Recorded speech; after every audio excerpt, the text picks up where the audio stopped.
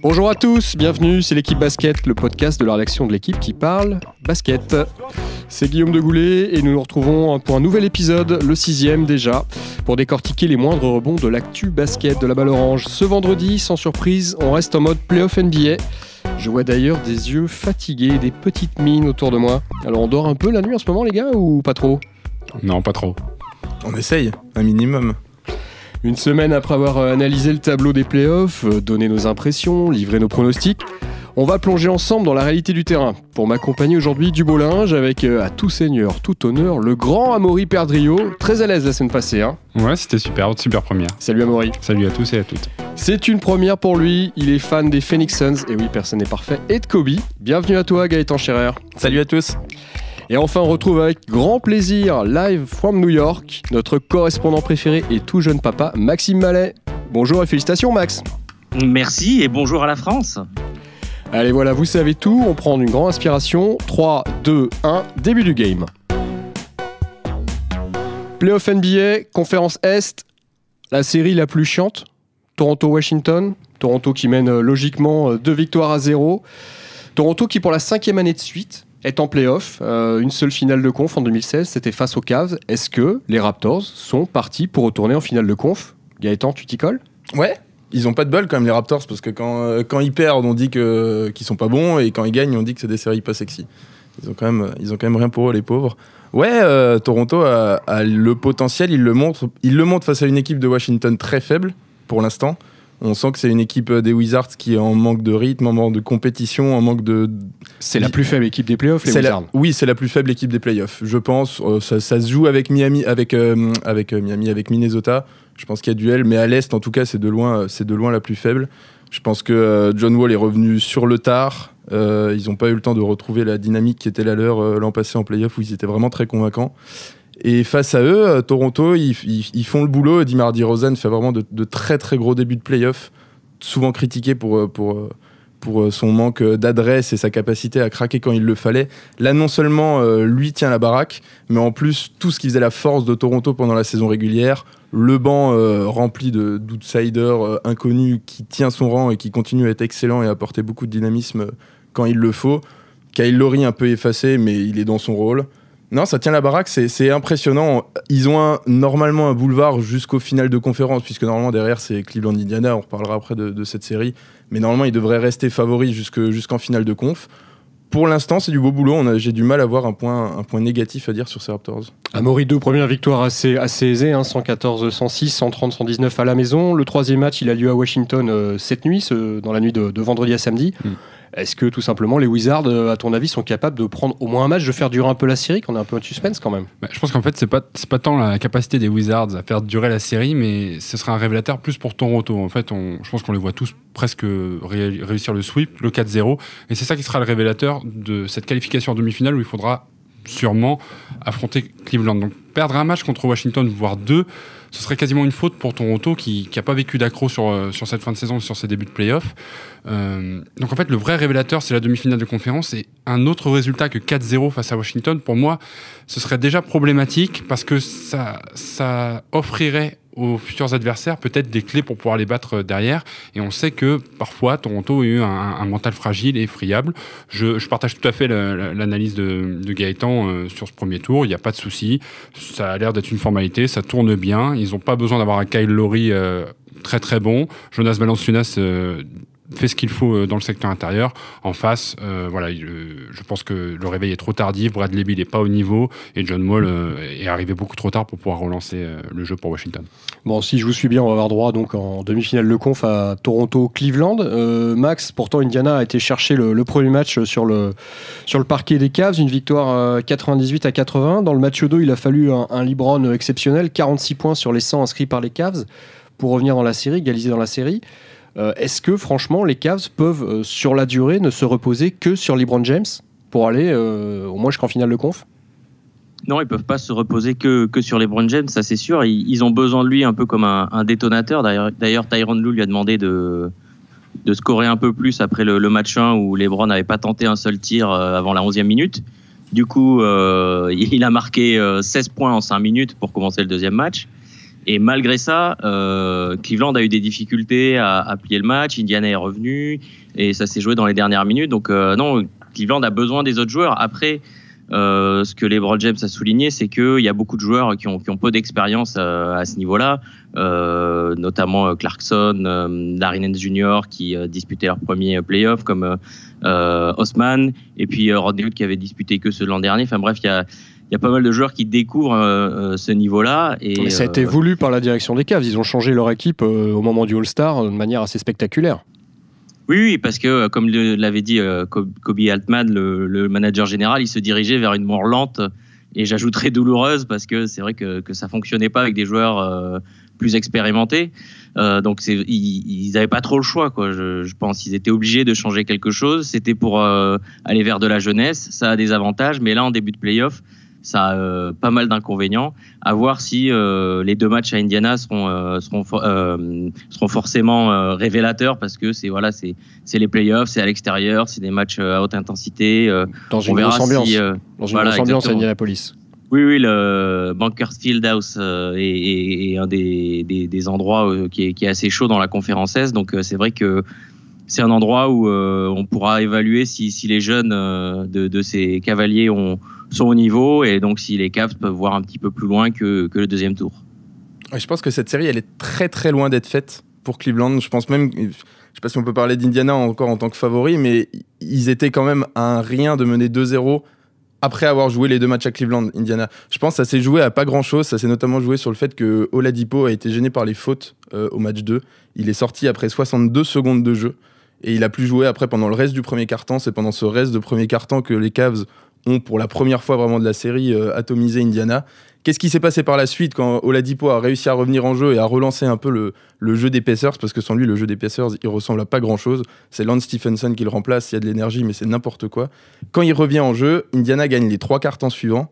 Et si Oladipo ne rate pas un shoot de légalisation tout cuit à 30 secondes du buzzer, Indiana est en mesure de gagner ce match 2, de revenir à Indiana avec un 2-0. Victoire 100 à 97 seulement, il y a 3 points d'écart. Voilà, ça se joue à rien, clairement. Ça se joue à rien. LeBron derrière tient son rang, il garde le sang-froid sur les lancers francs, mais ça se joue à rien. Indiana, sans même qu'on s'en rende compte, et alors que le match de Cleveland semblait tout cuit, a réussi à revenir dans le jeu. Je pense que ça se tient vraiment à pas grand-chose. Cleveland n'est pas bon. Ils sont derniers aux passes, ils sont derniers à l'adresse au lancer franc, il n'y a pas de jeu collectif.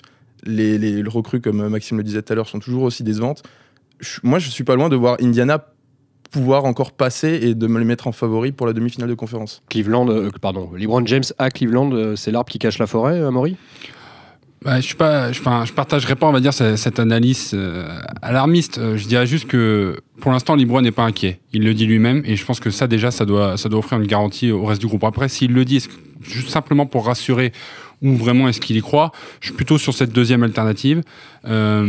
Moi, ce que j'ai envie de dire, c'est qu'il y a 2 éléments qui vont être décisifs dans cette série. C'est effectivement la capacité à faire jouer les autres joueurs, mais la capacité des Cleveland à rester en bonne santé. La bonne nouvelle, c'est que Kevin Love va pouvoir jouer le match 3. Et on sait que sur un match, Kevin Love, il est capable de prendre feu, il est capable de marquer à 3 points, il est capable de donner ce petit plus qu'il faut au rebond, cette caution expérience et surtout cette caution stabilité qu'on demande à Cleveland. Donc, si Cleveland veut voir plus loin, déjà, il va falloir être performant à l'extérieur au moins une fois, voire 2, ce qui est largement jouable, ils en sont capables. Et surtout, s'ils veulent voir plus loin dans les playoffs tout court, il va falloir qu'ils restent en bonne santé, parce que c'est ce qui va permettre de compenser le manque d'expérience de certains joueurs. Pour l'instant, il n'y a aucun joueur hors LeBron, hors Kevin Love, qui est rassurant, ou qui au moins a montré de bons signes ou de meilleurs signes que ce qu'ils ont montré en saison régulière. Rodney Hood, c'est mauvais. George Hill, c'est pas bon. Kyle Korver, c'est décevant. Et Larry Nance et Jordan Clarkson, à part Larry Nance qui avait montré quelques bonnes choses après son arrivée, c'est décevant comme ça l'est depuis 2 mois. Et Jeff Green, il a 1/10 depuis le début de la série, il est catastrophique. Ils n'ont joué que 2 matchs. Totalement. Et LeBron n'a pas loupé une finale de conférence depuis 7 ans. L'histoire est faite pour être changée. Absolument. Alors l'histoire est faite pour échanger aussi entre Boston et Milwaukee, ou pas. Toute la question est là. 2 premières victoires assez convaincantes de Boston, 113-107 après prolongue, 120-106 dans la deuxième. Le premier match s'est joué à pas grand-chose, mais on avait mis une petite pièce, Max, sur les Bucks. Au moment où le tableau était sorti, on s'était dit que Milwaukee pouvait être la surprise à l'Est, basculer peut-être, qui sait, jusqu'en finale de conf. Est-ce que les Bucks sont capables de gagner enfin une série de playoffs, parce que je crois que ça n'aurait plus arrivé depuis 2001. À l'époque, c'est Ray Allen qui jouait là-bas. Je pense que vous avez perdu une pièce. Là, je ne veux pas vous alarmer.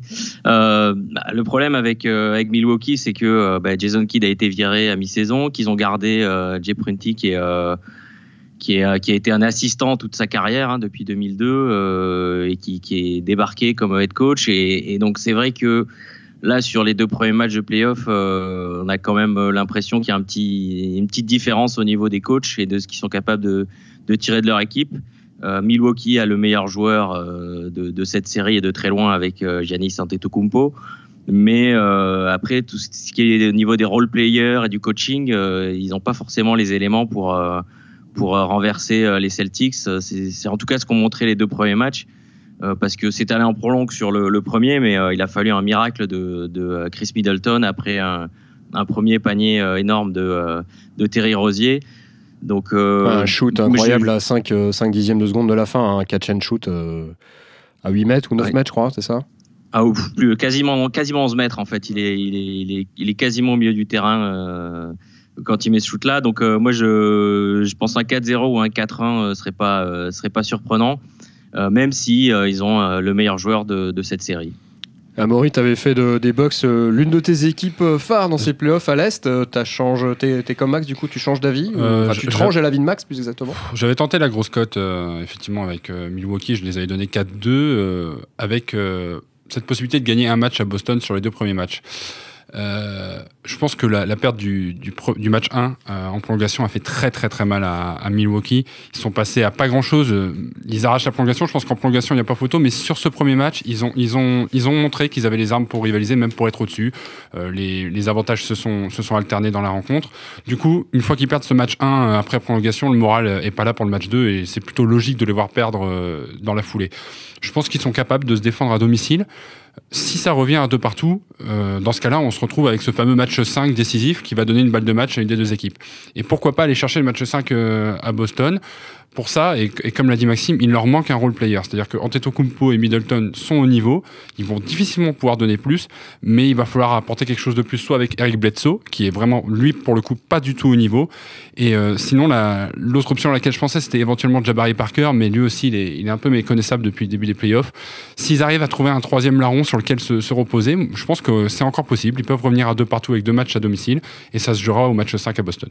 Moi, j'ai un peu du mal à croire à cette théorie, parce que les Celtics sont quand même bluffants. C'est-à-dire qu'il leur manque sans doute leur meilleur défenseur sur ce premier tour, qui est Marcus Smart, meilleur défenseur extérieur en tout cas. Et malgré ça, ils réussissent à tenir la baraque comme ils l'ont fait depuis 6 mois. C'est la meilleure défense de la Ligue, en tout cas de la conférence Est. À l'Ouest, c'est plutôt Utah.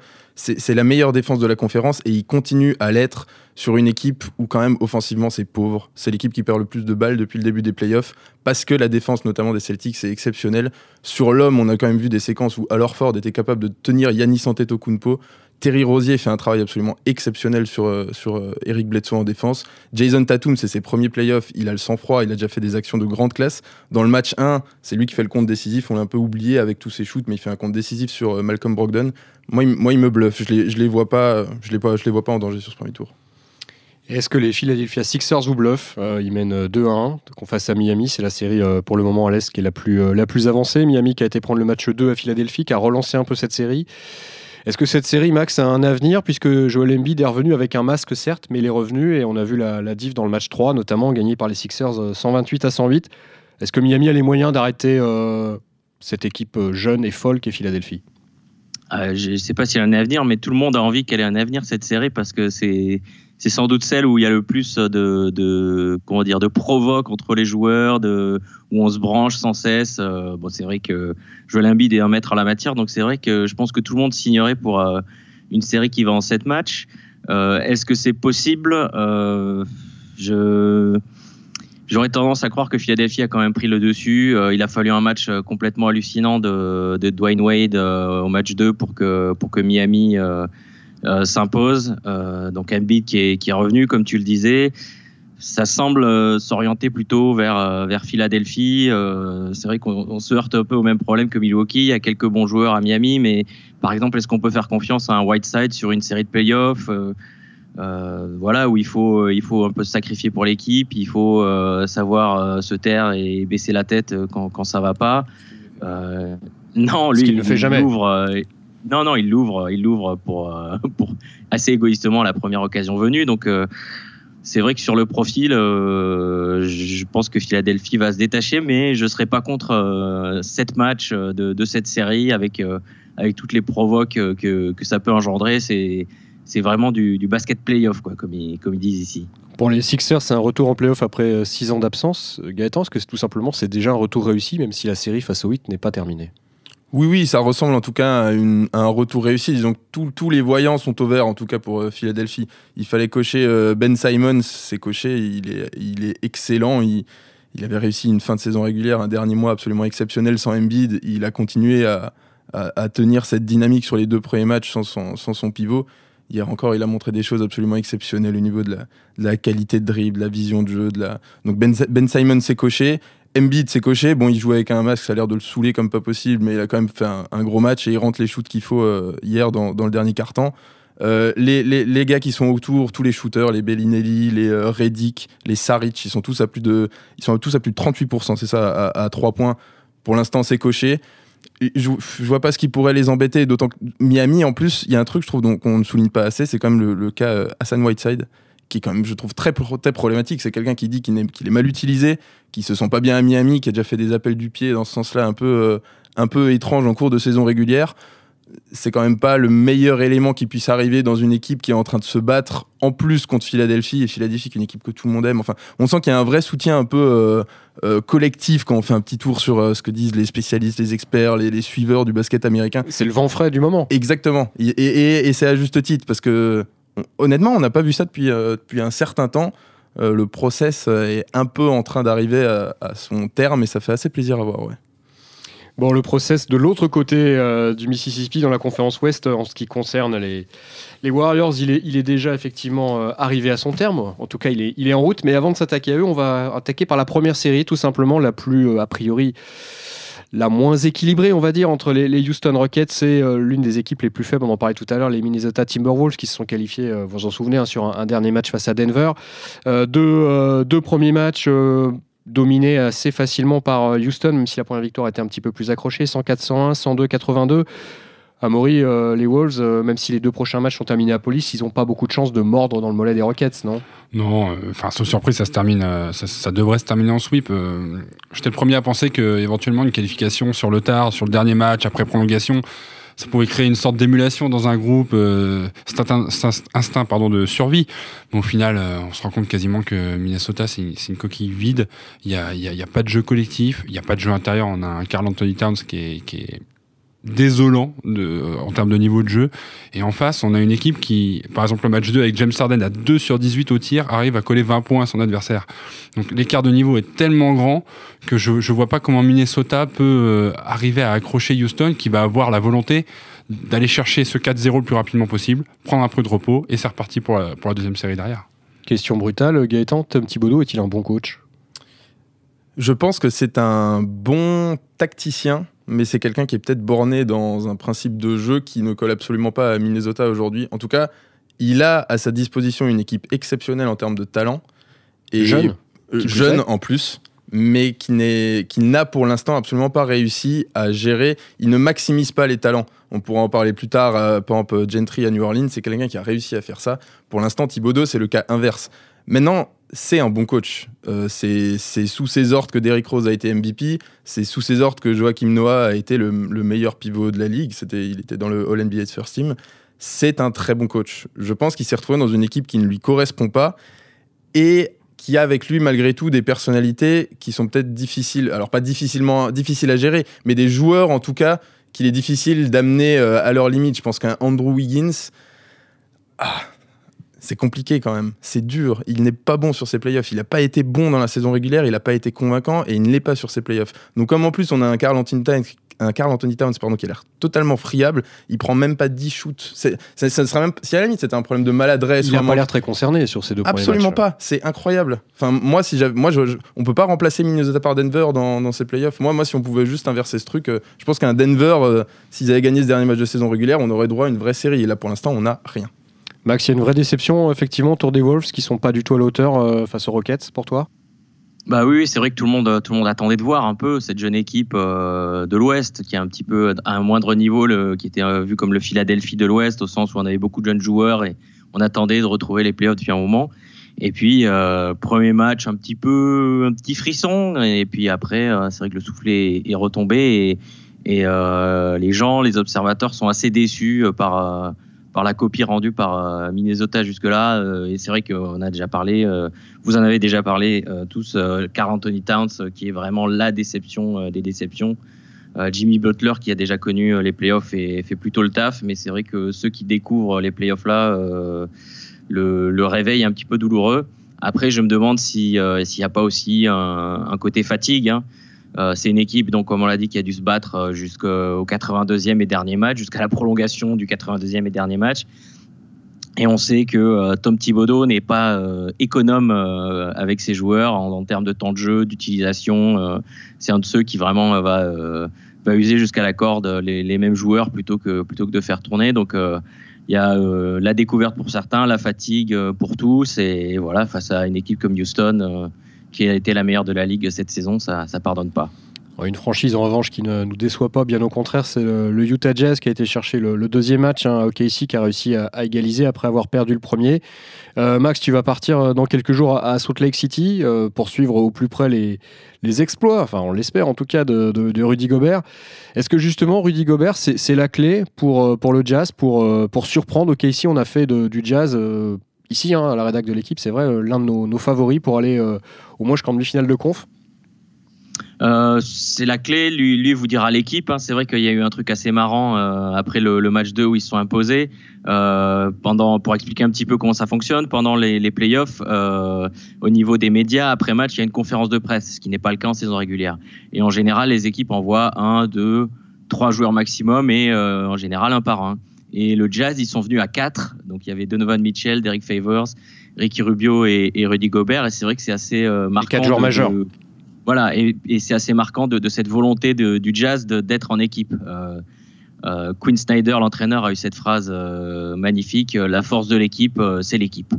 Donc c'est vrai que Rudy là-dedans a un rôle très très important, d'autant plus important peut-être dans les prochains matchs qu'on a vu Steven Adams, le pivot d'OKC, qui s'était blessé au bras droit sur un dunk en fin de match 1, qui a été un peu en deçà au match 2. Donc on se pose la question de savoir si il n'est pas à 100%, peut-être 90, 80, 70% de son niveau. Et c'est vrai que pour une équipe qui a déjà perdu son meilleur défenseur en saison régulière, avoir un Steven Adams qui est là pour protéger le cercle en deçà, ça peut coûter cher, d'autant plus si face à un joueur comme Rudy Gobert qui peut en profiter. Ouais, parce que Steven Adams, dans cette équipe-là, évidemment, il ne voit pas beaucoup le ballon, c'est le moins qu'on puisse dire. Nouvelle question brutale, Gaëtan. Est-ce qu'une équipe qui compte dans ses rangs Carmelo Anthony peut passer un tour de play-off? Oh oui, je pense que c'est pas Carmelo Anthony le problème. C'est méchant pour Carmelo Anthony. Je pense que dans cette équipe, c'est pas le Carmelo Anthony le problème. C'est pas le principal problème en tout cas. C'est l'un des problèmes. Ah, il en fait partie. Disons que il y a cette fameuse stat où dans le match 2, le Thunder, les 3 stars du Thunder, ils sont à 0 sur 14 au tir dans le dernier quart-temps. C'est incroyable de voir ça. C'est incroyable. Un big free à ce niveau-là, c'est pas un big free en fait. C'est pas un big free. Et puis c'est surtout quand on voyait ce que Paul George avait fait au match 1, on était quand même en mesure d'attendre d'autres choses. Mais je pense que c'est le problème de cette équipe du Thunder. Encore plus, je pense que la saison passée, et beaucoup plus que sous l'ère Durant, où Kevin Durant est un joueur quand même, un mec fiable. C'est quelqu'un, on sait ce qu'il va apporter, on sait ce qu'il va... Il donne une certaine constance quand même dans les chiffres, dans l'apport, dans le scoring. Là, on sait pas ce qu'ils vont nous faire les trois. Et quand on a d'un côté une équipe comme Utah qui se base sur un très fort socle défensif, qui va pas être flamboyant en attaque, sauf Donovan Mitchell, mais il y a plein de choses à corriger du côté d'Utah, mais ils vont quand même réussir à la fin à donner à faire le boulot défensif. De l'autre côté, par contre, Oklahoma City, c'est les montagnes russes. Ce sera tout ou rien. Ce sera soit Paul George va être incroyable en défense et il va réussir à stopper Donovan Mitchell, soit il va, et de l'autre côté, il va mettre ses shoots comme il a fait 36 points au match 1, soit il va complètement s'effondrer. Soit Russell Westbrook, qui va se borner à prendre des shoots mi-distance à transition et ça va être n'importe quoi, soit il va réussir à distribuer le jeu. Et on a d'un côté cette équipe hyper solide et hyper constante, et de l'autre, celle qui va nous faire les montagnes russes. Donc ce sera pour moi, la clé de cette série, elle est dans les mains d'OKC. C'est eux, s'ils vont réussir à plus être dans le côté je prends feu, mes shoots tirantes, et puis après c'est ce Big Three. Hein. Si ce Big Three réussir à tenir la route, il n'y a pas photo, ils sont supérieurs en termes de talent pur.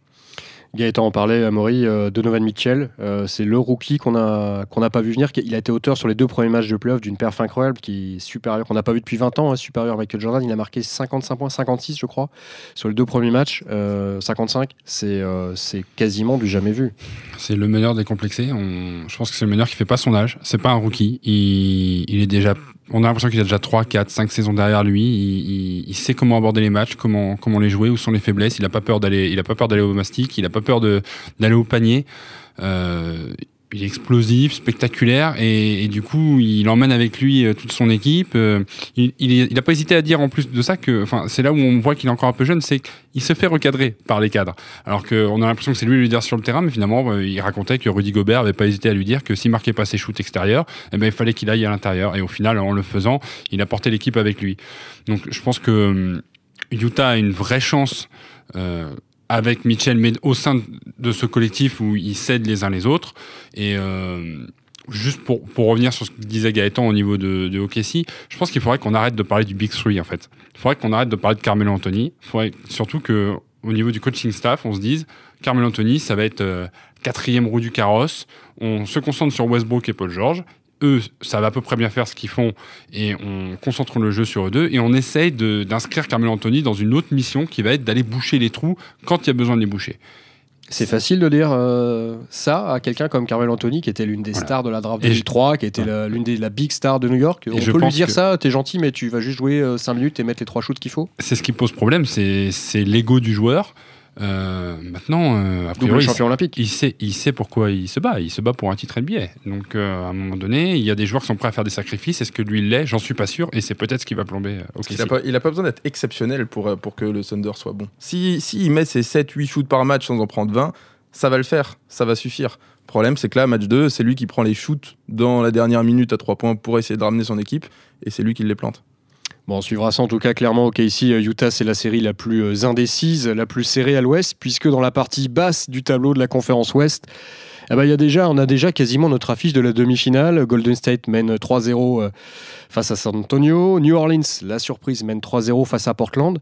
C'est quoi le plus surprenant? Que San Antonio n'ait pas été capable d'attraper un match pour le moment face aux Warriors, ou que Portland soit à la rue totale sur ce début de play-off, Max? Pour moi, la surprise, c'est Portland. Je pensais que ça pouvait être l'équipe poil à gratter de cette conférence Ouest, qui pouvait un petit peu peut-être embêter Golden State. Bon, ça n'arrivera pas, puisque juste pour donner une petite idée, les équipes qui mènent 3-0 dans une série de play-off au meilleur des 7 matchs, c'est 127 victoires, 127 qualifications et 0 élimination. Donc, a priori, c'est plié. Merci Max, à la semaine prochaine, on se retrouve. Non, mais après, il y a des premières pour tout, mais c'est vrai que revenir de 3-0 en NBA, ça n'a jamais été fait. Déjà, revenir de 3-1, c'est super compliqué. Donc, 3-0, il y a juste 3 équipes qui ont réussi à pousser jusqu'au match 7 dans cette configuration. Mais c'est vrai que la surprise, pour moi, c'est New Orleans. On a vu Anthony Davis, on s'attendait un petit peu qu'il puisse être à ce niveau-là. Au passage, c'est le 5e joueur qui a plus de 30 points de moyenne sur ses 7 premiers matchs, avec une petite liste qui compte Karim Abdul-Jabbar, Michael Jordan, LeBron James et Bob McAdoo. Et c'est vrai qu'on a Rondo, qu'on connaît, et puis il y a eu Jrue Holiday qui fait un peu son apparition, on va dire, aux yeux du grand public, quoi. Voilà, qui était un All-Star en 2013, mais qui n'est pas forcément un nom très connu du grand public, même ici. Même s'il avait signé un contrat digne d'un gros joueur récemment. Il ne faut pas que tu oublies Nikola Mirotic, parce que franchement, ces 3 sorties sont assez exemplaires, dont la dernière. Et pour ajouter à tout ça, il y a un truc extraordinaire avec New Orleans, c'est qu'ils défendent. Et ils défendent très très fort. Le dernier match de Portland, c'est 24 balles perdues. 16 interceptions en tout pour New Orleans. Et en fait, on s'en rend compte sur chaque défense, c'est des morts de faim. Ils veulent agripper le ballon dans les bras de tous les joueurs, aller chercher les prises à 2 sur Damian Lillard en sortie d'écran. C'est une mise en place défensive qui vraiment m'a impressionné après avoir revu chaque match 2 ou 3 fois. On parle de surprise du côté des Pelicans, mais voir Portland en difficulté, est-ce que finalement c'est une si grosse surprise que ça, Gaëtan? Il y a une victoire seulement d'écart entre les deux équipes en saison régulière, et puis surtout quand on regarde un peu dans l'histoire, dans les stats, on se rend compte que depuis 2001, les Blazers, c'est 10 participations en play-off et surtout 8 éliminations au premier tour. Ils se sont fait sweeper l'an dernier par les Warriors. Finalement, Portland, c'est tout sauf une équipe de play-off.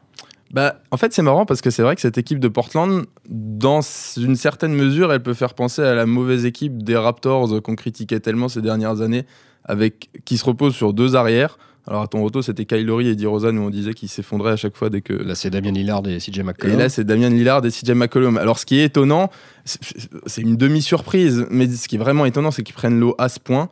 Et puis surtout que Damian Lillard ne soit pas bon. C'était quelqu'un qu'on avait pris l'habitude de voir briller quand il y avait de la pression dans les moments importants et puis encore plus en play-off. On se souvient de ce shoot extraordinaire qu'il avait mis contre Houston pour amener son équipe au deuxième tour.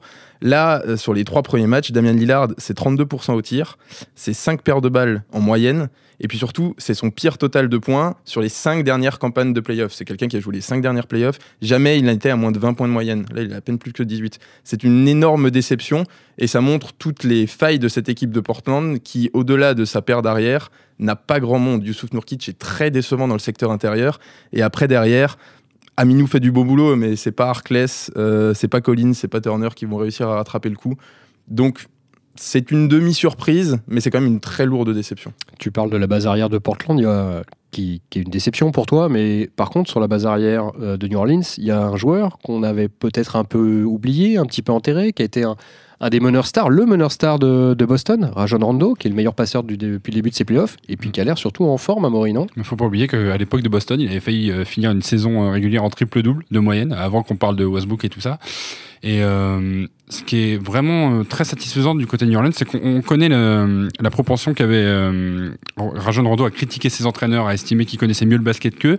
Et au final, on sent vraiment dans ce jeu-là qu'il a adhéré à la philosophie de Alvin Gentry et surtout qu'il a trouvé en Anthony Davis le joueur qu'il a envie d'alimenter tout le temps, que ce soit en alley-oop, poste bas. Et le ballon peut passer par Jrue Holiday ou Nikola Mirotic. Il n'hésite pas à pénétrer, fixer, donner, prendre des coups. Et bon, ça se voit pas toujours sur son visage parce qu'il est pas très expressif, mais on a l'impression qu'en termes de basket, il prend vraiment un pur plaisir.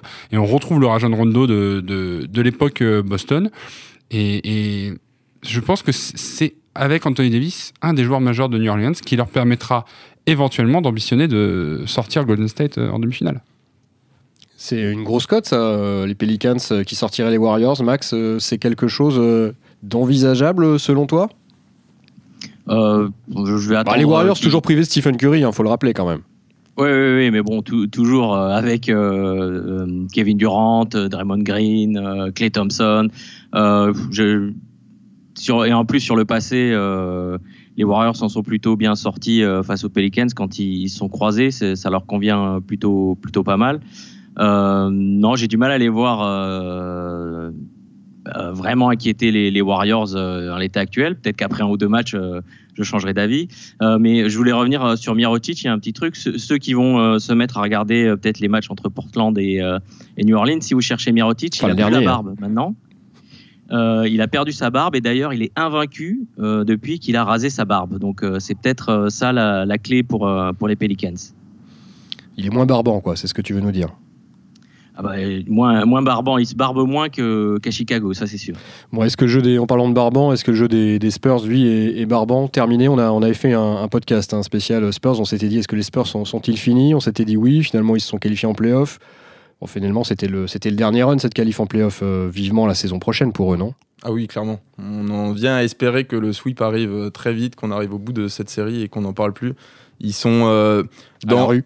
Ils sont à la rue. Dans le jeu, c'est pas ça du tout. La Marcus Aldridge a essayé de faire le boulot nécessaire pendant la saison régulière et de les tenir un peu sur ses larges épaules. Mais là, on voit très bien les limites de cette équipe. C'est terrible parce qu'on sent qu'il y a de la bonne volonté, on sent que Greg Popovich essaye d'instiller ses principes de jeu dans cette équipe avec les deux extrêmes, les très jeunes et puis les très vieux. mais il y a des limites des deux côtés. Là, c'est même plus un problème de question physique. On a souvent dit les Spurs deviennent trop vieux, ils sont finis. Là, on sent même en fait le problème de reprise derrière des jeunes, des Dejounte Murray, des Kyle Anderson, qui sont des jeunes talentueux. Mais là, ça arrive trop tôt. On les met face aux tenants du titre qui débarquent et puis qui les explosent dans tous les secteurs du jeu. Puis cette équipe de San Antonio n'a vraiment pas de chance, d'autant en plus quand c'est le deuil qui a frappé Greg Popovich. Je veux dire, c'est un scénario... Le décès de sa femme. Voilà, le décès de sa femme. Il n'a pas pu tenir sa place hier sur son banc. C'est un scénario vraiment cauchemardesque. On en vient vraiment à espérer que ça s'achève assez rapidement. Ouais, je suis complètement d'accord avec Gaëtan. Je pense que ce drame-là, ça vient vraiment quasiment achever la saison des Spurs. En plus, on sait déjà qu'ils vont...